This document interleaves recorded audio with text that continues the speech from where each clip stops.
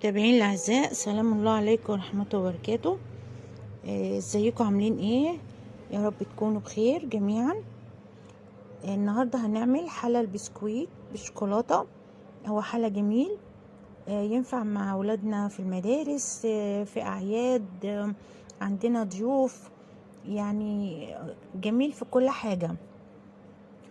هنا طبعا انا البسكويت كسرته كويس جدا، وكان معايا الصوص عبارة عن كوباية لبن، 2 معلقة نشا، 2 معلقة كاكاو، كوباية سكر او كوباية الا ربع عشان متبقاش شديدة الحلى، وربع الكوباية زيت، و2 معلقة زبدة، وخدتهم على النار. وبعد كده وصلوا للقوام الجميل ده.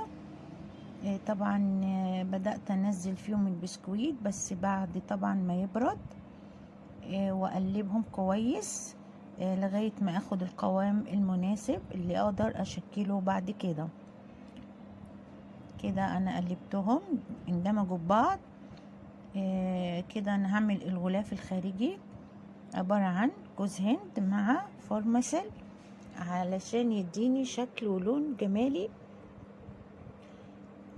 طبعا كورت الخليط كور، يعني زي ما انت عايزة، عايزة كور، عايزة اشكال تانية، عادي براحتك. بس انسب حاجة ان انا اخدهم كور بالشكل ده واحطهم في جوز الهند على اساس ده كفر نهائي، وهيبقوا معايا بالشكل الجميل ده. شكلهم جميل كده وطعمهم اجمل. طبعا شوكولاتة من بره، بسكويت من جوه، حلو قوي جميل، وينفع معانا زي ما قلت لحضراتكم في معظم الحاجات، اعياد، ضيوف، مع اولادنا في المدارس، حاجة جميلة.